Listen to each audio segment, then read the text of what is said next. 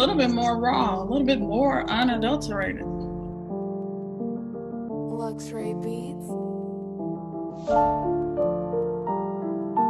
Like they say, life and death is in the power of the tongue. So if you're a young lady and you're always walking around saying that there's no good men out there, then guess what? The trash man is gonna keep coming to you because you keep speaking that into your life.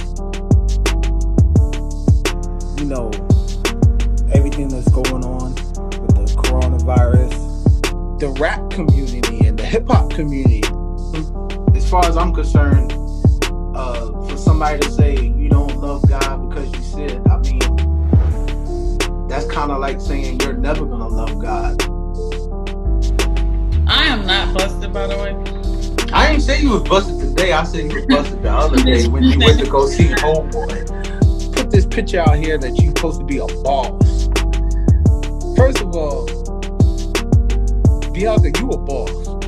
A lot of people in real life, they really live by these standards where you have to have a certain kind of car, a certain year, and if you're not, so you're doing something wrong. Yeah, it's like we're getting lives totally mixed up because life shouldn't be about, again, appearing a certain way, but it should be about being a certain way. So, We figured, we always hear the perspective of celebrities and all that stuff, but they can't speak for us. We're just regular, everyday people. Hit the notification bell so you'll know when we are live. Luxury Beats. Oh snap, we going live. You know, when we're dealing with these struggles or these different things and trying to, it's really not an attempt from us, but just us working to be better individuals. It's just like the parent to the child, to teach the baby. That's what the Holy Spirit will do and help to guide you, you know, to kind of walk on your own.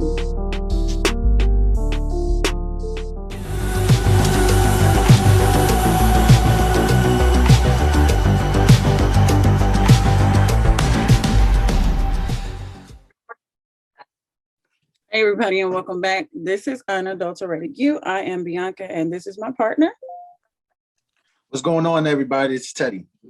Yeah, we're glad to be back with you guys as time has allowed. And today we can just jump right into the topic. I want to talk about, Teddy, the things we can change. You know, in life, things happen that we don't have any control over, and so think about it makes you think about the opposite of that are the things that we do have control over. So I guess to kind of evaluate those things would be good for me or for probably everybody, because sometimes we can kind of get the lines a little blurred, thinking we have control over some things that we don't, or even acting as if we don't have control over things that we do. What do you think? Well, I think the first step before you can even try to change anything about yourself is admitting the flaws that you do have. And, you know, that kind of goes back to the video that I did the other day where, you know, hurting people hurt people. You know, those type of people, they don't look themselves in the spiritual mirror to take accountability for things that they have wrong in their lives. So if you don't even take that first step, you're not going to change nothing about yourself because you're going to think you got it all together. Yeah, it's so crazy that you said something about a spiritual mirror. You know, I was talking to my daughter earlier, and you know, we talk about our facial expressions a lot. You know, she's my child, just like me, and sometimes you can make these certain facial expressions that are telling. So she was like, I think I should carry a mirror around with me because, you know, so I can be mindful of my expressions. You know, she's really a bright young girl, so she definitely has these types of conversations. Right. And so I was thinking, like, something came to me it was like, you know, the mirror, you don't need a mirror. The mirror is already within you. You know your spirit and you know your thoughts even before you think it, or you know how you feel towards a certain individual. You can do that spiritual check, or, you know, look into that spiritual mirror without even noticing any facial expression before it even makes it to your face when someone says something that you don't necessarily like or does something that you definitely don't like. Your facial expression before it means that your spiritual mirror is already there. I'm so happy that you even mentioned that. Right, because if you look at yourself internally, you can address that issue that you have or that emotion that you have inside to make you even make that face. Because if you don't have the emotion to get upset, then you won't have an upset face. Yeah, that's big, and I didn't even put these things together, but it's important that we know that we shouldn't be trying to play any part or having any type of rehearsed responses or rehearsed love towards anybody. It should be that we're not acting, we are being, we are already that. And so I just told her, we should think about or ask God, the things that are within us that are not like him or that we shouldn't be exemplifying, that he remove it. And let that be your prayer, that he remove those things, or even the thoughts or feelings, the desires, any of that that's not like him, just remove it so that you can be that person that you sometimes act like you are. Right, exactly. And that goes back to the old pretty much conversation we've been having since we started this channel. Unfortunately, people live in religion or they go to church and they don't do those things. So they always have to put on an act. That's why you can see a certain individual at church and they act all holy. They know all the righteous things to say to make them fit the part or to fall in line at church. But when you see them outside the church doors, they're a whole different person because it's pretty much rehearsed. It's not really who they really are. And I think it's amazing that our conversations continue to come full circle, because it just drives the point that it begins with you. It begins with me. It begins with you guys out here listening. Individual relationship, individual desire to build a relationship with God is the main point here. I mean, because like we were talking about, it's some things we don't have control over. We don't have control over life, death. We have control over how we live it, though, while we have it. Right. I know one of my biggest prayers that when I pray is that I want to live a real life. Now, you say, that sounds kind of funny. Well, living a real life is just what it is, living a real life. We always say, oh, I keep it real. And people say I'm keeping 100 and all this stuff like that. But it amazes me how many people don't really do that. Yeah. It's like somebody brought to me, in which I hope this is relevant to your point. Someone whose opinion, I definitely trust. They brought up the point that, well, where do people go when they're sick? And I said, well, they go to the hospital. And she's like, okay, so they go to the hospital, and what are they doing? They're getting help. And she was talking about, then that's why people who need that spiritual help come to church. But I said, there's a difference there. People who come to church, you would never even know that they needed help. But if you go to the hospital, you know that these people are sick, and we all are recognizing each other's, pain or flaws and all of that. And we're all in this room trying to work to get well. But something about when you're at church, it's not real in a sense that you'll never know. Like, I'm high, my head is up, and I'm better than you, or I'd never go to that, or it's just that aura or that air that's there.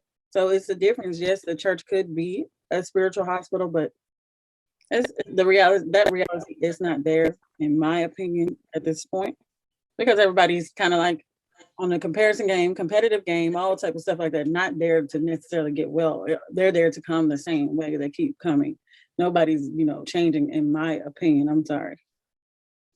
Well, unfortunately, churches and religion don't make it comfortable for you to be yourself, because they always constantly judging you, always constantly reminding you where you fall short and stuff like that. So even if I wanted to keep it real, a lot of times you can't, because it's gonna lead you to a path of being judged or criticized or whatever.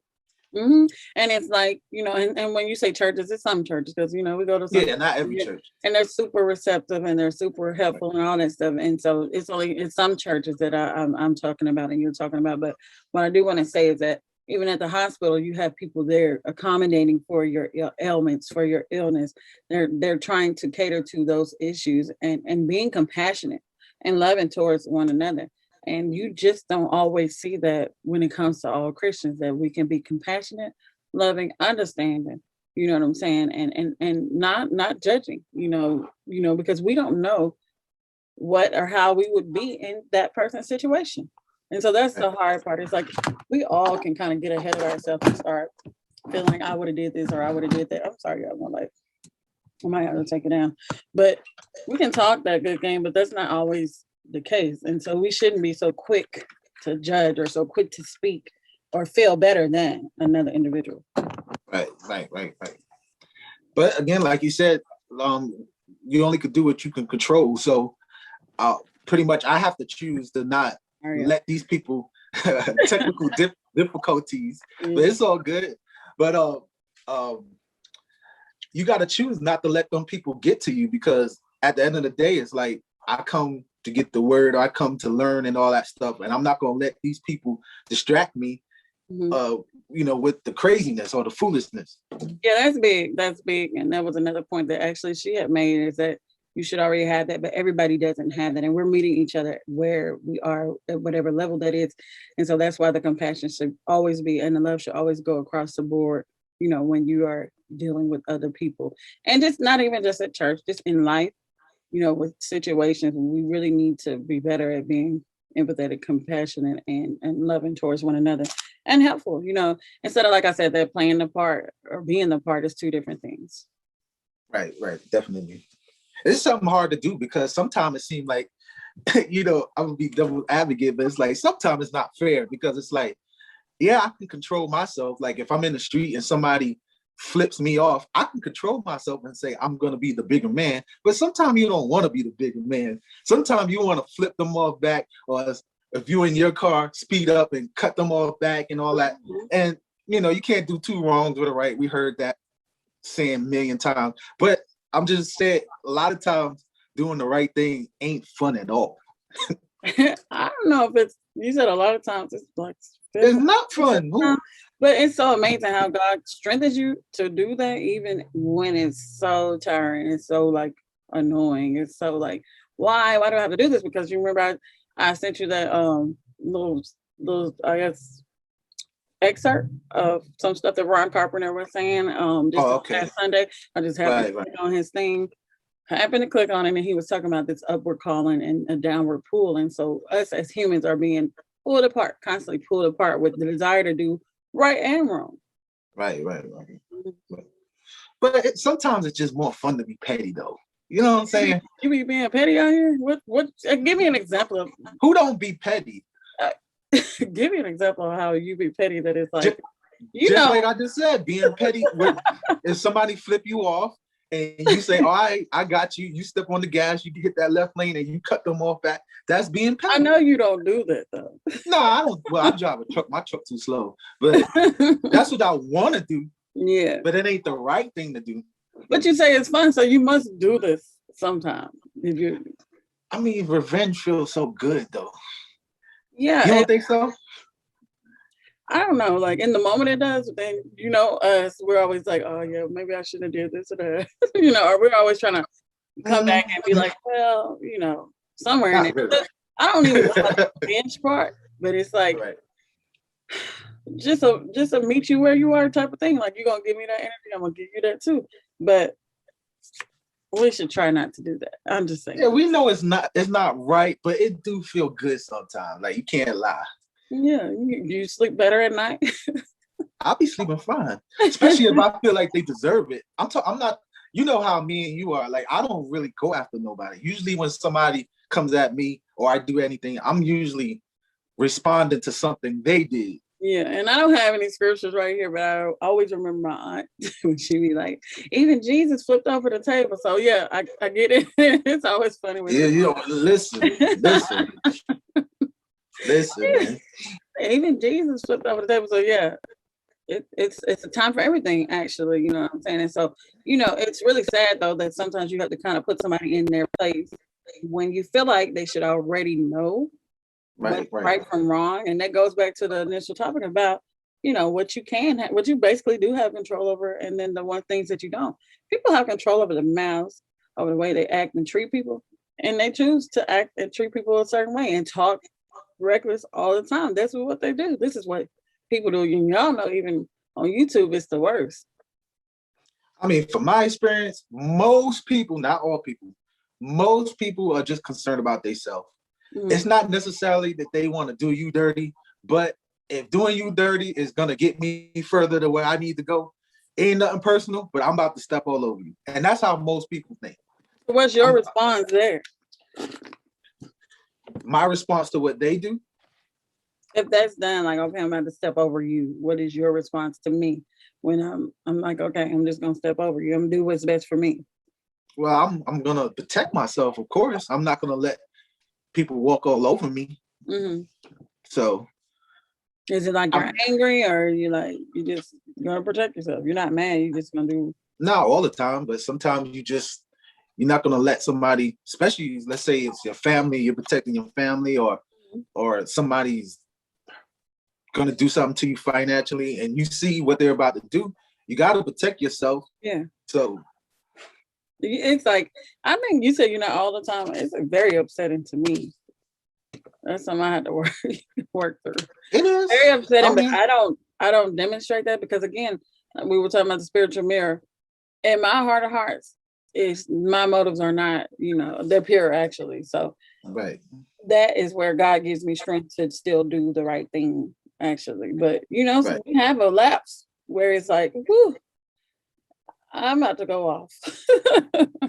Oh, trust me, I've been called every name in the book, but if people were to really look at a lot, not every situation, because I make mistakes too, but in most of the situations I've been in life that I've done something that wasn't so great, if you would really investigate, it might not have been right, but I had the right because of what somebody did or said, and pretty much what I did was just pretty much a reflection of what they did to me.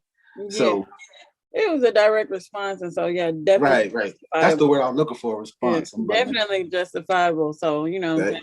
like I said, we do our best to kind of work on those things that we can control, and that's about it for that topic for me, because I mean it's cut and dry. It's just difficult, man, because like you said, you can control yourself, but you can't control other people. And you're going to constantly be around people, whether you're at work or church or whatever. So, and that's why, and shout out to Ron Carpenter, he did a series on difficult people, because as long as you live this life, you're going to deal with difficult people. It doesn't mean that they're bad people, but they just have different personalities and different maturity levels, and you have to be able to navigate through life with all these different people on different levels, whether they're up here or down here, and still maintain sanity. Yeah, one of the when you said about self-control when dealing with difficult people, one of the fruits of the spirit is self-control. But again, when you say we can control ourselves, it's something that I don't want to say we have to work towards necessarily, but we have to grow into, getting a rein on that flesh that's wanting to react. And because I'm telling you, this is like every other day that challenges are going to present themselves, and you get Right. How much can us people, human beings, take without like blowing up? So yeah, it's something that you really have to grow into. And so even when you say we can control ourselves, that's gonna be hard. It's hard. Right. It's hard, but sometimes you just have to go deal with it right there and just go home and process after the fact. You know what I mean? Right. Yeah. But everybody, this is Unadulterated You, and like we said, we glad that for all the new subscribers that have been checking in with us. And I know we're not pumping out the videos as fast as we want to, but life goes on. We don't really consider ourselves YouTubers. We do this on the side, but we hope that you like, share, and subscribe to the channel. Yeah, and hit the notification bell. You can also follow us on what is it?